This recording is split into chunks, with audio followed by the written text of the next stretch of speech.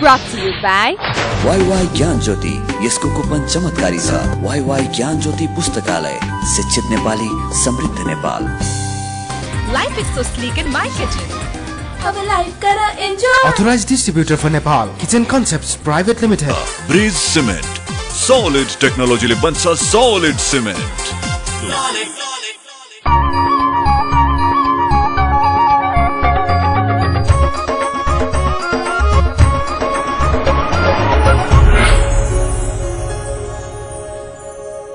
Himalaya television देख रहा सभी दर्शकों में मैं दयाराम अग्रवाल को प्यार भर्यो अभिवादन। आप सभी को चाहे तो एकमात्र मारवाड़ी कार्यक्रम आपनो नेपाल आपनो गौरव में आप सबको स्वागत है। आओ कार्यक्रम में आगे बढ़ा आपकी पंक्तियां से। आपकी पंक्तियां। जो हो गया उसे सोचा नहीं करते, जो मिल गया उसे खोया नहीं करते, हासिल उन्हें होती है सफलता जो वक्त और हालात पर रोया नहीं करते।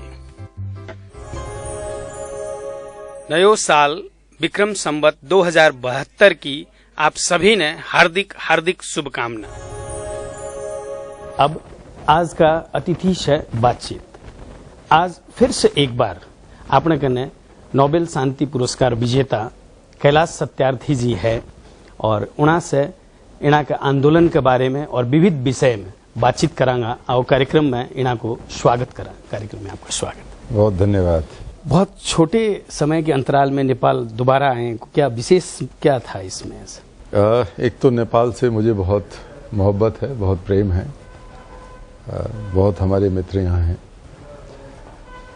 जो अभी दो महत्वपूर्ण कामों से मैं यहाँ था, एक तो जो हमारा अंतर्राष्ट्रीय आंदोलन है ग्लोबल मार्च अगेंस्ट चाइल्ड लेबर, उसकी कार्यकारिणी की बैठक थी जिसमें एशिया, लैटिन अमेरिका, यूरोप सब जगह के लोग शामिल थे, अमेरिका। और इसके बाद ही हमने उसके साथ मिली हुई दूसरी एक बैठक रखी थी, वो एक बहुत ऐतिहासिक थी। बहुत दिन से मेरे मन में था कि जो राजनीति सिर्फ चुनाव को ध्यान में रख के की जाती है, वो अगली पीढ़ी को ध्यान में रख के कैसे की जाए।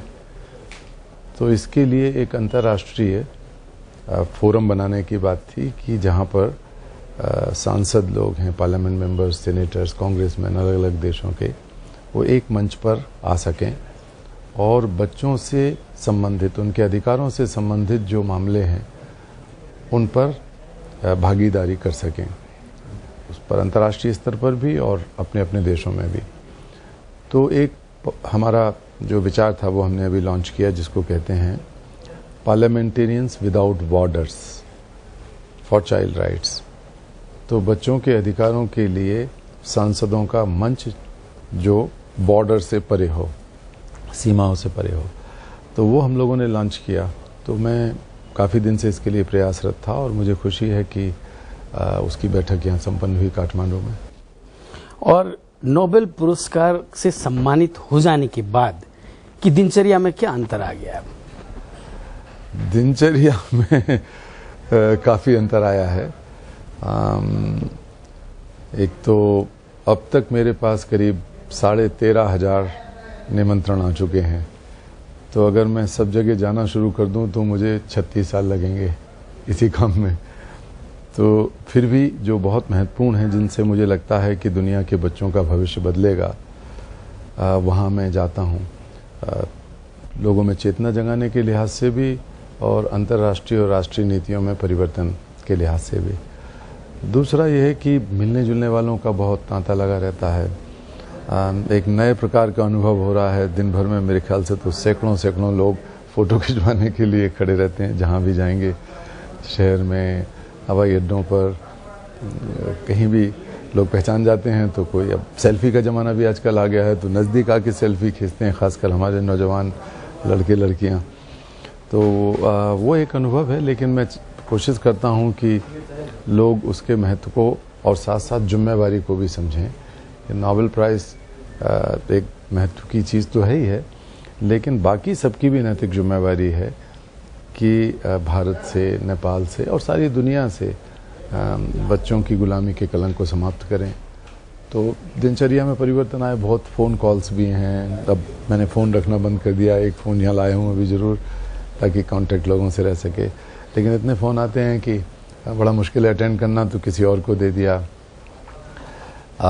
लेकिन बाकी कुछ नहीं बदला। बाकी लोग मुझे समझा रहे थे कि नोबेल शांति पुरस्कार विजेता बहुत बड़ी चीज़ है।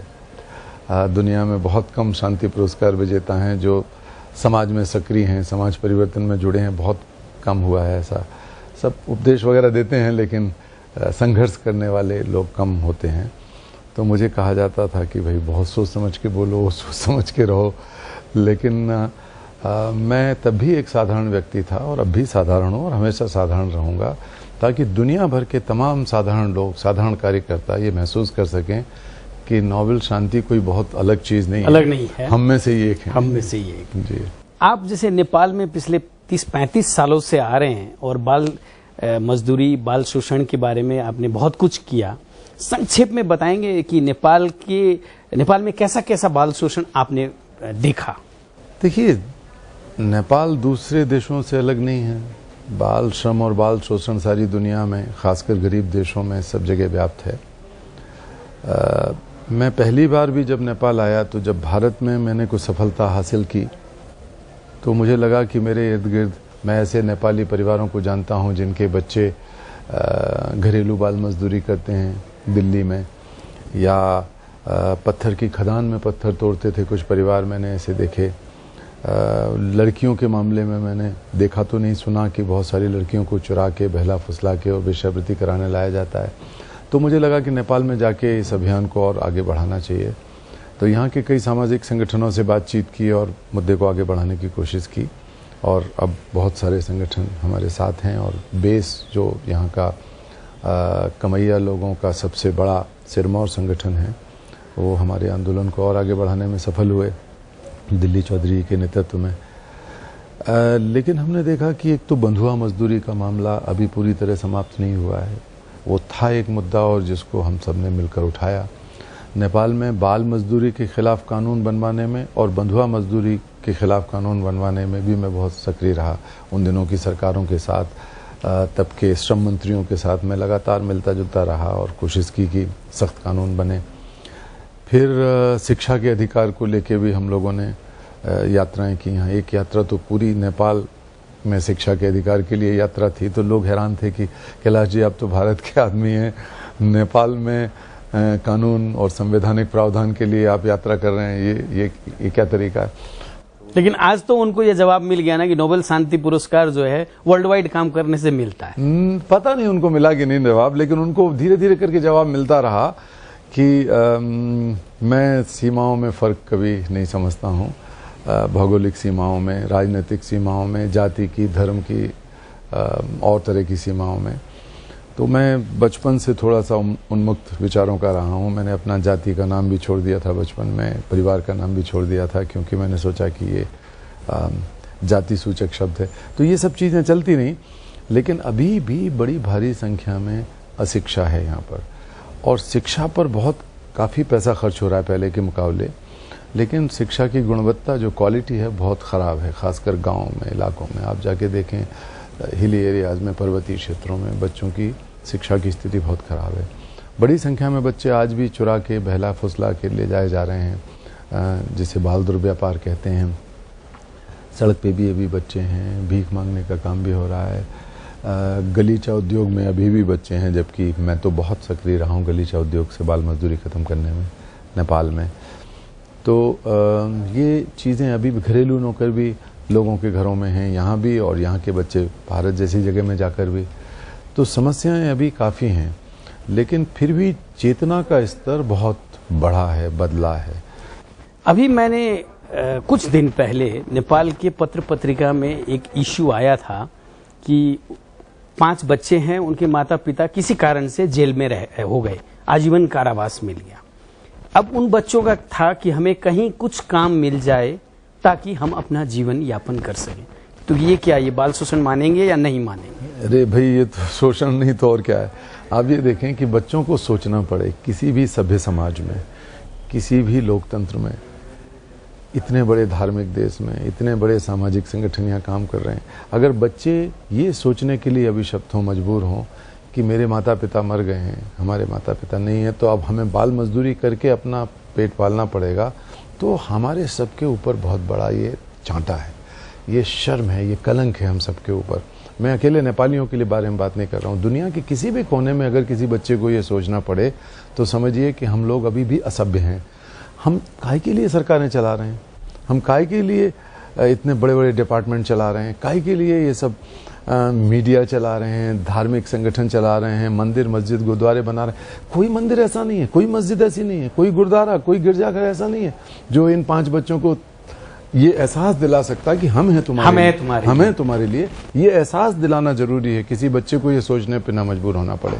हम एक छोटा सा ब्रेक लेते हैं, फिर बातचीत को आगे बढ़ाएंगे।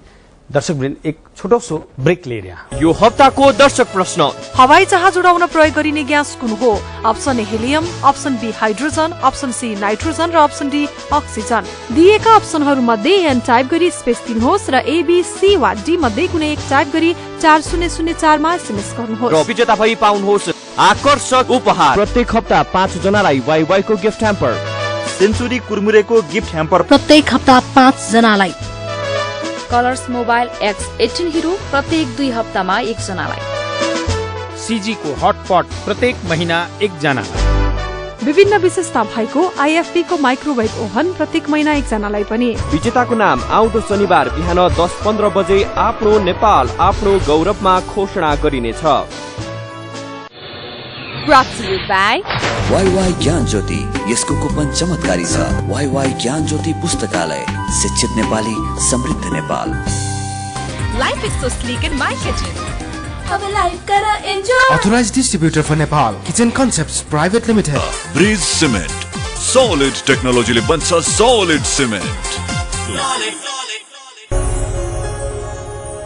ब्रेक के बाद आप सबको स्वागत है। अभी आप बातचीत कर रहे हैं नोबेल शांति पुरस्कार विजेता कैलाश सत्यार्थी जी हैं, और ये बातचीत ने फिर से आगे बढ़ाओ। अच्छा, एक ये जो भारत में अभी जो बेटी बचाओ बेटी पढ़ाओ ये जो मुहिम चली है, उसको आपकी संस्था के द्वारा नेपाल में कैसे लागू किया जा सकता है? भाई ये हमने संस्था के द्वारा तो इसे नहीं चलाया, ये सरकार का मुद्दा है, और प्रधानमंत्री ने बहुत ही अच्छी बहुत ही महत्वपूर्ण पहल की है और हम लोगों ने बहुत स्वागत किया उसका, क्योंकि इससे कम से कम सामाजिक चेतना शुरू हुई है बेटियों के मामले में। बेटियां नहीं पढ़ेंगी तो बहुत सारी बुराइयां समाज में रहती हैं, ये सब जान चुके हैं सारी दुनिया में। और ये मानवीय मुद्दा नहीं है, आर्थिक मुद्दा भी है। जहाँ जहाँ लड़कियां पढ़ी हैं वहाँ वहाँ आर्थिक विकास ज़्यादा हुआ है, वहाँ वहाँ स्वच्छता, सैनिटेशन और स्वास्थ्य की बेहतरी ज़्यादा हुई है। जहाँ जहाँ लड़कियाँ पढ़ी हैं HIV एड्स कम हुए हैं। जहाँ लड़कियाँ पढ़ी हैं वहाँ जो छोटे बच्चे शिशु मृत्यु दर कम हुई है। तो बहुत सारे उसके फ़ायदे हैं लड़कियों के पढ़ाने के। और फिर लड़कियों को बचाने की बात भी जो है एक बहुत बुनियादी सांस्कृतिक सामाजिक सवाल भी है। भारत में बहुत दुर्भाग्यजनक स्थिति रही कि पुरुषों के मुकाबले में महिलाओं की संख्या घटी, लड़कों के मुकाबले में लड़कियां कम पैदा हो रही हैं या पैदा होने से पहले ही मार दिए जाते हैं। तो लड़कियों को बचाने की ये मुहिम महत्वपूर्ण है। और नेपाल में भी कई तरीके से ये लोग उठाते हैं सवाल। ऐसा नहीं है कि नेपाल में इसकी चेतना नहीं है। लड़कियों को पढ़ाने की चेतना मैं देख रहा हूँ बहुत सारे सामाजिक संगठनों में है, सरकार की भी पहल हुई है और बेटियों को बचाने के मामले में भी हुआ है। लेकिन और ज़्यादा चेतना की ज़रूरत है। सबसे पहले राजनीतिक इच्छा शक्ति की ज़रूरत है। कोई भी मुहिम सरकार और समाज मिलकर अगर चलाएं, मीडिया और धर्मगुरु मिलकर चलाएं, व्यापारिक संगठन मिलकर चलाएं, तब जाके वो मुहिम पूरी तरीके से सफल होती है। आपने थोड़ी देर पहले कहा था कि बच्चों को बहला फुसलाकर जो ट्रैफिकिंग की जाती है, कुछ बच्चों की स्थिति ये भी हम देखते हैं कि बहला फुसला के ही जैसे उनसे ड्रग ट्रैफिकिंग करा लिया जाता है, क्योंकि उन्हें लोग समझते हैं कि ये इजी है इनको लेके जाना। इसको रोकने का उपाय क्या हो सकता है? देखिए, एक तो स्कूल अच्छे हों और बच्चे अगर स्कूल के अंदर पढ़ रहे होते हैं तो बच्चे दूसरे की गिरफ्त में नहीं आ पाते, दूसरे के शिकंजे में नहीं फंस पाते, बहलाने फुसलाने में भी नहीं फंसते हैं।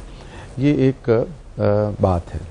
दूसरी बात है सामाजिक चेतना भी बच्चों के मामले में, माँ बाप के अंदर भी चेतना, समुदाय के अंदर भी, गांव वालों के अंदर भी चेतना जगाना। इसका असर पड़ता है। भारत में हमने एक प्रयोग किया जो फिर हमने नेपाल में भी 100 गांव में किया, जिसको हम बाल मित्र गांव कहते हैं। बाल मित्र गांव ऐसे गांव हैं जहां पर पूरे समुदाय और गांव की जो जनता है उसके साथ मिलजुल कर 4 चीज़ें हासिल की गई हों। पहली चीज़, सब बच्चे बाल श्रम से, बाल शोषण से, बाल विवाह से मुक्त हों। दूसरा, सभी बच्चे स्कूल के अंदर दाखिल हों, लड़कियां भी लड़के भी, छोटी जाति बड़ी जाति, मुसलमान हिंदू सब, कोई भी सब बच्चे। और तीसरा, सब बच्चे मिलकर बच्चों की एक पार्लियामेंट बनाएं, बाल पंचायत, वो चुनाव के जरिए बने, ताकि एक लोकतंत्र का जो विकास है वो बचपन से शुरू हो। और लोकतंत्र जो है ऊपर से जब थोपा जाता है या कई बार उसकी समझ गहरी नहीं होती तो बहुत मुश्किल होती है। अगर बच्चे ही लोकतंत्र का महत्व समझेंगे और मिलजुल कर चुनाव लड़ेंगे, तो जब बच्चे चुनाव लड़ रहे हैं, सीक्रेट बैलेट है, तो वो समझ जाते हैं कि उन्हें हिंदू, मुसलमान, छोटी जात, बड़ी जात, ब्राह्मण, दलित सबके साथ मिलकर काम करना है। और ये अगर धीरे धीरे करके बढ़ता है तो 10-5 साल में उसका फर्क पता लगेगा। तब ये जैसे बड़े राजनीतिक नेताओं में फिर उसका असर आ जाएगा, खुद भी राजनेता बनेंगे, उनमें सारे बनना भी चाहिए। तो जब वो बनेंगे तो वो फिर इन मुद्दों पर कम से कम वो सीखेंगे कि जनता की भलाई के लिए हम लोग समझौते कैसे कर सकते हैं। अपनी भलाई के लिए समझौते करना आसान है राजनीतिक दलों के बीच में, जनता की भलाई के लिए समझौते करने का आधार बनना चाहिए, वो बच्चे सीखेंगे। तो हम करीब 400-450 गाँव में भारत में ये प्रयोग शुरू किए और यहाँ पर नेपाल में भी किए। तो जब ये बच्चे बाल पंचायत बना लेते हैं तो बड़ों की जो पंचायत है, जिसके पास पैसे हैं, संसाधन हैं, वो बाल पंचायत के साथ मिलकर काम करती है। तो वहाँ बच्चे अपनी आवाज़ उठाते हैं कि भाई हमारे यहाँ स्कूल नहीं है या स्कूल में शौचालय नहीं है, लड़कियों के लिए शौचालय नहीं है तो लड़कियाँ छोड़ देती हैं स्कूल की पढ़ाई, या शिक्षक नहीं है पर्याप्त संख्या में, अच्छे शिक्षक नहीं हैं, खेल का मैदान नहीं। ये सारे मुद्दे वो उठाते हैं बच्चे मिलकर। तो धीरे धीरे करके बच्चों का भी सशक्तिकरण होता है और समाज का भी सशक्तिकरण होता है। तो ये कुछ प्रयोग हैं जो कहीं भी किए जा सकते हैं। इससे बहला फुसला के बच्चों को ले जाना, ड्रग वगैरह में डालना, वेश्यावृत्ति में धकेलना, ये सब भी रुक सकता है। हाँ, बिल्कुल रुक सकता है। चेतना एक उसकी बुनियाद में है। और ऑफ कोर्स दूसरी बात यह कि पुलिस की भी जिम्मेवारी है। देखिए, दुनिया में बच्चों का दुर्व्यापार सबसे बड़ा धंधा है। अभी 150 अरब डॉलर का अभी नया आंकड़ा आया है। 150 अरब डॉलर की कमाई हो रही है बच्चों और मानवों के दुर्व्यापार से, खरीद फरोख्त से दुनिया में। पहले ये थी 40-45 अरब की, अब देखा एक 8-10 साल के अंदर बढ़ के 3 गुनी हो गई है। तो इसमें वो लोग जो काली कमाई कर रहे हैं वो बॉर्डर पुलिस को भी, दूसरे लोगों को भी अपना पहला बांट के रखते हैं, थोड़ा बहुत बांटते हैं। तो हमें यहाँ भी जरूरत है कि कानून की सख्ती हो और जो इसके लिए जिम्मेवार हैं पुलिस वगैरह के लोग, उनको भी जवाबदेह बनाया जाए। फिर से एक छोटा सा ब्रेक लेते हैं। दर्शकवृन्द, फिर से एक छोटो सो ब्रेक ले रहा यो हप्ताको दर्शक प्रश्न, हवाई जहाज उडाउन प्रयोग गरिने ग्यास कुन हो? Option A helium, option B hydrogen, option C nitrogen र अप्सन डी अक्सिजन। दिएका अप्सनहरू मध्ये एन टाइप गरी स्पेस दिनुहोस् र ए, बी, सी वा डी मध्ये कुनै एक टाइप गरी 4004 मा एसएमएस गर्नुहोस् र विजेता भई पाउनुहोस् आकर्षक उपहार। प्रत्येक हप्ता 5 जनालाई वाइवाई को गिफ्ट ह्याम्पर, सेन्चुरी कुरमुरेको गिफ्ट ह्याम्पर प्रत्येक हप्ता 5 जनालाई। कलर्स मोबाइल X18 हिरो प्रत्येक 2 हप्तामा 1 जनालाई। सीजी को हटपट प्रत्येक महीना 1 जनालाई। विभिन्न विशेषता भएको आईएफबी को माइक्रोवेभ ओभन प्रत्येक महिना 1 जनालाई पनि। विजेताको नाम आउँदो शनिबार बिहान 10:15 बजे आफ्नो नेपाल आफ्नो गौरवमा घोषणा गरिनेछ। Brought to you by WaiWai ज्ञान ज्योति, यसको कुपन चमत्कारी छ। वाईवाई ज्ञान ज्योति पुस्तकालय, शिक्षित नेपाली, समृद्ध Nepal. Life is so sleek in my kitchen. अब लाइफ करा enjoy. Authorized distributor for Nepal, Kitchen Concepts Private Limited. Bridge cement, solid टेक्नोलोजीले बन्छ सॉलिड सिमेन्ट। ब्रेक के बाद आप सबको फिर से स्वागत है।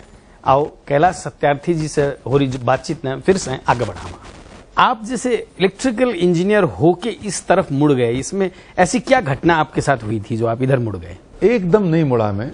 मेरे बचपन से ही इस तरह की मेरी रुचि थी। जब पहली बार मैं अपने स्कूल गया 5-5.5 साल की आयु में, तो मैंने अपनी उम्र का एक बच्चा वहाँ पर बाहर स्कूल के जूते साफ करते हुए, पॉलिश करते हुए देखा। मैंने अपने शिक्षक से पूछा, बाद में हेडमास्टर साहब से पूछा, घर में भी पूछा कि भाई ये बच्चा बाहर क्यों बैठा है, हमारे साथ स्कूल में क्यों नहीं है। तो सब ने घुमा फिरा के एक ही बात कही, गरीब के बच्चे हैं, काम नहीं करेंगे तो भूखे मरेंगे, ये सामान्य बात है। लेकिन मैंने पहली बार ये विरोधाभास देखा कि हम तो नए कपड़े, नई किताबें, नए सपनों के साथ स्कूल जा रहे हैं और एक बच्चा बाहर बैठा है। एक हफ्ते 10 दिन तक मैं देखता रहा। फिर मैंने हिम्मत जुटाई और उस बच्चे के पिता के पास चला गया। उससे पूछा, बाबूजी आप अपने बेटे को स्कूल क्यों नहीं भेजते? तो उन्होंने कहा, अरे रे आप मुझे बाबूजी मत कहिए, बाबूजी तो आप हैं। क्योंकि ये जाति का और साहबगिरी का बहुत बड़ा एक कुसंस्कार हमारे अंदर फैला हुआ है। तो फिर उन्होंने सोच के कहा कि हम तो दादा परदादा से काम करते चले आ रहे थे, मैंने भी बचपन से काम शुरू किया और अब मेरा बेटा कर रहा है। फिर दूसरी बात तो उन्होंने कही कि देखिए बाबूजी, हम लोग तो काम करने के लिए ही पैदा होते हैं। तो मेरे लिए बहुत कष्ट हुआ इससे और गुस्सा भी आया कि कुछ लोग काम करने के लिए पैदा हुए हैं और हम जो है सपने देख के बड़े आदमी बनने के लिए पैदा हुए हैं। तो ये तो नहीं चलना चाहिए। तो यहाँ से कहीं एक वो बीज मेरे हृदय में पड़ गया इस बुराई के खिलाफ। और फिर मैं धीरे धीरे कुछ पुरानी किताबें इकट्ठे करके बच्चों की मदद करता रहा। कई बार कुछ फीस इकट्ठी करके गरीब बच्चों की मदद करने में हम लोगों ने मदद की। लेकिन इस सबसे काम चलता नहीं।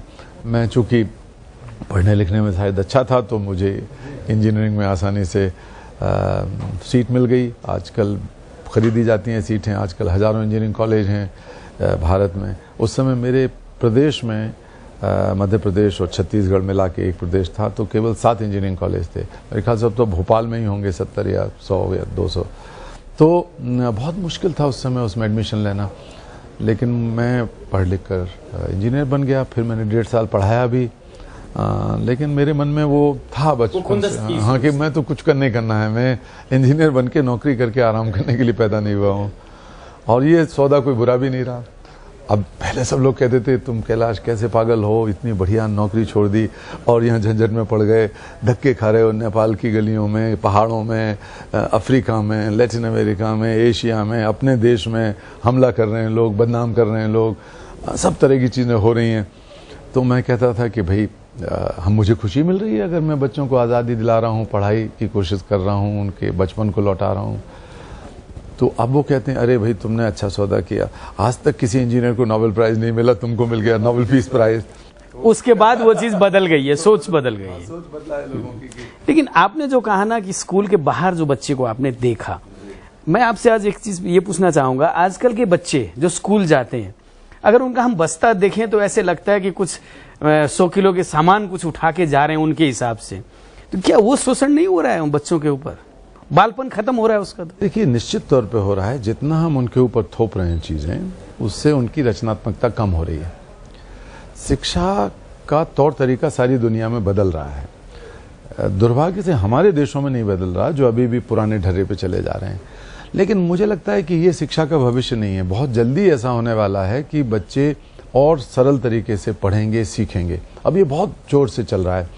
जो संस्थाएं पैसा दे रही हैं, नेपाल को भी और कई देशों को, विकासशील देशों को, वो संस्थाएं भी समझने लगी हैं, यूनेस्को, यूनिसेफ और दूसरे लोग, कि भाई शिक्षा का जो तौर तरीका है बदला जाना चाहिए। जहां बच्चे का विकास हो, उसकी रचनात्मकता का विकास हो, ये एहसास सब में जग रहा है। तो ये बहुत ज्यादा दिन चलने वाला, ज्यादा दिन नहीं चलेगा। 100 किलो 50 किलो के बस्ते अब 10-5 साल के अंदर आप नहीं देखेंगे बच्चों के ऊपर। और एक चीज, जैसे बच्चों को जो संस्कार देने के नाम पे परिवारों के अंदर जो डिसिप्लिन सिखाने के नाम पे जो शोषण होता है, या उसको कहें कि अनजाने में जो चीज होता है, वो शोषण है कि नहीं? देखिए ऐसा है कि मैं अभी थोड़ी देर पहले वहाँ राजविराज में था और मैंने वहाँ एक बात कही कि हम हजारों साल से एक काम कर रहे हैं जिसको आप सोचते हैं कि पुण्य कर रहे हैं, मैं सोच रहा हूँ पाप कर रहे हैं। और वो पाप ये है कि हम अपने बच्चों को पढ़ा रहे हैं, हाँ, सिखा रहे हैं। हम क्या पढ़ा रहे हैं, बचपन से क्या सिखा रहे हैं? जब से बच्चा पैदा हुआ हमने सिखा दिया कि तू हिंदू है, तू मुसलमान है, तू ईसाई है। हमने सिखाया, बच्चा तो सीख के कहीं से नहीं आया। हाँ, नहीं आया। हमने सिखाया कि तू भारतीय है, तू अफ्रीकी है, तू अमेरिकी है, तू नेपाली। हम सिखा रहे हैं, हम सिखा रहे हैं तू ब्राह्मण है, तू राजपूत है, तू अग्रवाल है, तू जैन है, तू ये है, तो वो है। हमने सिखा के इतना सिखा दिया कि उसके अंदर की इंसानियत में टुकड़े टुकड़े कर दिए, टुकड़े हो गए। उसकी पहचान बहुत छोटी सी छोड़ दी हमने। इतना महान व्यक्ति पैदा हुआ संसार में। हर बच्चा उस महानता को लेकर पैदा होता है, हर बच्चा उस दिव्यता को लेकर पैदा होता है, उस अनंत संभावनाओं को लेकर पैदा होता है, जो संभावनाएं आपके मेरे हर बच्चे के अंदर है, हर किसी के अंदर है। लेकिन हम उसके बचपन को मिटाते रहते हैं। हम उसको ज्ञान के नाम पर, संस्कार के नाम पर, शिक्षा के नाम पर जो कुछ पढ़ा लिखा रहे हैं, हम उसे आज़ाद नहीं कर रहे, कई बार उसकी मानसिक गुलामी को बढ़ा रहे हैं। हम क्यों नहीं सिखाते कि वो दूसरों से कैसे प्रेम करे?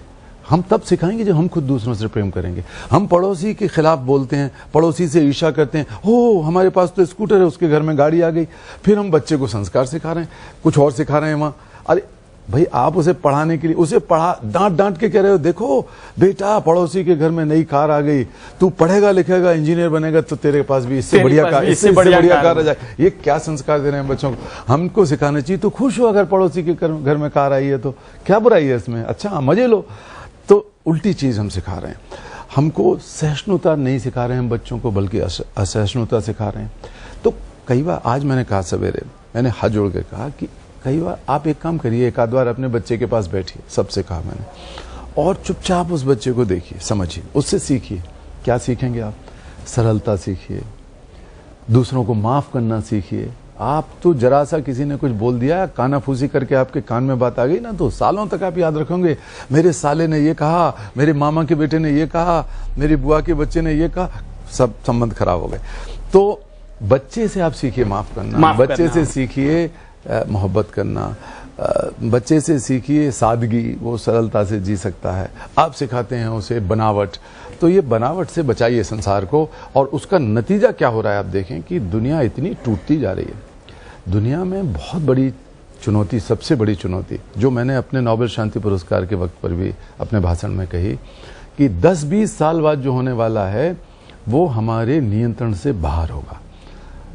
मैं देख रहा हूं उसे।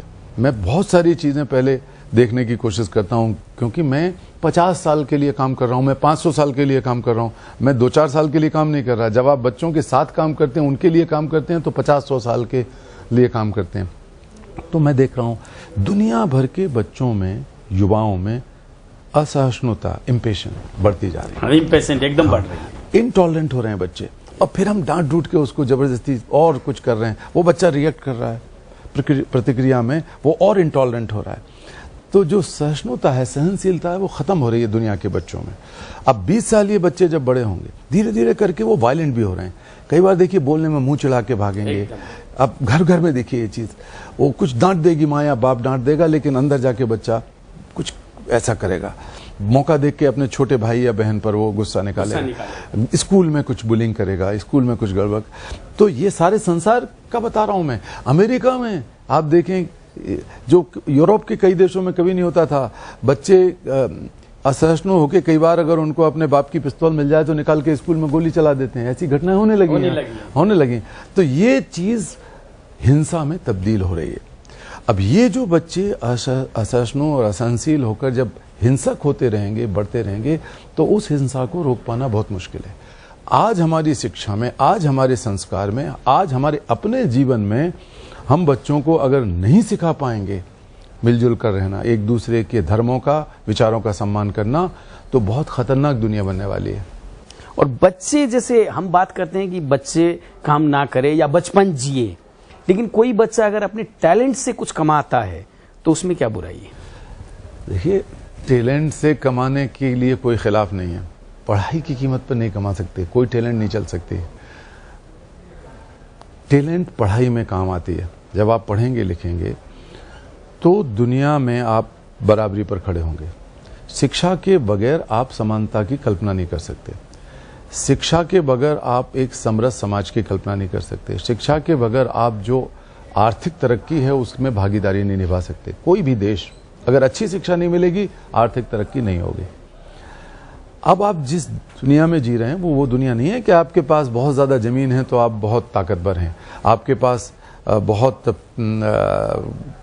कोठियां हैं, कारें हैं या बंदूकें हैं तो आप ताकतवर हैं। अब एक नई दुनिया जो बन रही है और जो 10-20 साल बाद और साफ हो जाएगी, वो है सूचना और ज्ञान की ताकत। जिसके पास ज्ञान और सूचना है वो शक्तिशाली है, समाज भी, वो देश भी और व्यक्ति भी। अब देखें, बिल गेट का नाम सब लोग लेते हैं। अब बिल गेट के बाप दादे ने कोई उसे खरबों रुपए तो छोड़े नहीं थे। वो सॉफ्टवेयर कैसे, क्या चीज़ है ये सॉफ्टवेयर का सिस्टम, विंडोज़ और ये सब चीज़ें, और कर करा के ये गूगल वाले, ये एप्पल वाले, ये किसी के बाप दादा ऐसे नहीं थे, लेकिन ये दुनिया के सबसे प्रभावशाली लोग हैं, सबसे ताकतवर लोग हैं। ये कैसे बने? ये ज्ञान और सूचना के सही इस्तेमाल से बने। हमें ज्ञान और सूचना से बच्चों को वंचित नहीं करना है। उनकी टैलेंट का जो काम है वो पहले पढ़ाइए, बच्चा पहले पढ़ाई पूरी करे और अच्छी पढ़ाई पूरी करे, इसके बाद कौशल सीखने में कोई बुराई नहीं है। पूरा जीवन है, वो जीवन सीख है, वो छोटा बड़ा कोई काम नहीं होता। वो ईंट बनाना भी सीख सकता है। पढ़ा लिखा आदमी ईंट बनाएगा तो बेहतर ईंट बनाएगा, और अगर बिना पढ़ा लिखा बनाएगा तो 10 गलतियां करेगा। पढ़ाई जो है वो नॉन नेगोशिएबल है, उस पर कोई उसमें नेगोशिएशन नहीं होना चाहिए। बिल्कुल नहीं हो सकता। अच्छा, एक चीज है, जैसे विदेशों में, विशेषकर अमेरिका वगैरह में, अगर पड़ोस में भी कोई बच्चा अगर रो रहा है या उसके ऊपर कोई ज्यादती हो रही है तो पड़ोसी अगर पुलिस को खबर कर दे तो पुलिस तुरंत पहुंचती है और उस बच्चे को रेस्क्यू करती है। हमारे अगर इस देशों में, जैसे भारत में, नेपाल में अगर हम बात करें तो पड़ोसी ये कहेगा कि अपने काम से काम रखो, तुम हमारे में क्यों बीच में टांग अड़ा रहे हो। इस चीज को परिवर्तन कैसे किया जाए? देखिए, ये भी एक बहुत बड़ी बहस है, लेकिन मैं संक्षेप में बताऊं कि एक बच्चों के अधिकार और बच्चों के सम्मान, बच्चों की गरिमा की चेतना लोगों में जगाना जरूरी है। साथ साथ कानून भी होना चाहिए, बच्चों की सुरक्षा के लिए कानून भी होना चाहिए। कानून बगैर चेतना के सफल नहीं होगा और चेतना बगैर कानून के सफल नहीं होगी। तो हमारे देशों में कई बार कानून बन जाते हैं, चेतना नहीं जगती। कई बार चेतना जगी है लेकिन कानून इतने कमजोर हैं कि अगर आप शिकायत भी करोगे तो कोई आके बचाने वाला नहीं है या उल्टा पैसा लेके चला जाएगा। तो ये दोनों चीजें साथ साथ चलनी चाहिए, और ये जिम्मेवारी मीडिया की भी है, आपकी भी है, ये जिम्मेवारी धर्म गुरुओं की भी है। आपने हमारे इस कार्यक्रम को समय दिया, इसके लिए मैं आपका बहुत बहुत आभारी हूँ, और आपका आगे की जो सोच है उसमें पूरी सफलता मिले, ये कामना करता हूँ। अभी आप लोग सुन रहा था कैलाश सत्यार्थी जी ने बच्चा लोगों की जो शोषण की बात ये कर्या, इस सब बात पर जरूर से गौर करोगा। इतनो कहते हुए अब जाते जाते पिछले हफ्ते पूछे गए दर्शक प्रश्न को जवाब, उनका विजेता को नाम और इ हफ्ता को दर्शक प्रश्न फिर से एक बार। गत हप्ता सोधिएको प्रश्न, विश्वकप क्रिकेट 2015 को उपविजेता राष्ट्र कुन हो? Option A New Zealand, option B Australia, option C Bharat र अप्सन डी दक्षिण अफ्रिका। यसको सही उत्तर हो अप्सन ए न्यूजीलैंड। दर्शक प्रश्नको भाग्यशाली विजेता भई वाईवाई को गिफ्ट ह्याम्पर पाउन सफल 5 SMS कर्ता हुनुहुन्छ। 9841 500 947, 9817 18 56 37, 98 066 64 251, 9849 11 74 71, 98 12 55 13 32। सेन्चुरी कुरमुरेको गिफ्ट ह्याम्पर पाउन सफल 5 SMS कर्ताहरू 9841 83 33 24, 96 21 15 32 97, 98 13 39 90 62, 98 15 100 8 33, 97 41 19 49 74। बधाई छ। यो हप्ताको दर्शक प्रश्न, हवाई जहाज उडाउन प्रयोग गरिने ग्यास कुन हो?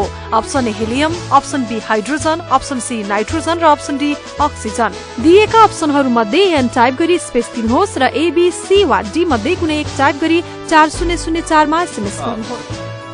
आज के लिए यो कार्यक्रम इतना ही। अगले शनिवार फिर नई सामग्रियां के साथ उपस्थित रहूंगा।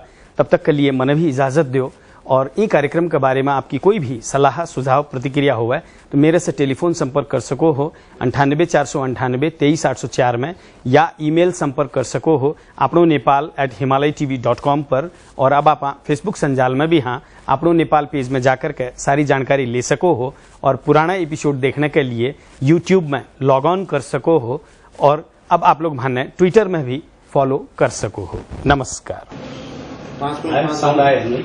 1 2 3 आ गया। बढी हुन्छ 5.5 राख्नु एउटा ब्रेक लिनु छ टेप छ वैसे एक ही शो है नेपाली में जो कि मैं हिंदी में बात करता हूँ मारवाड़ी में बात करता हूँ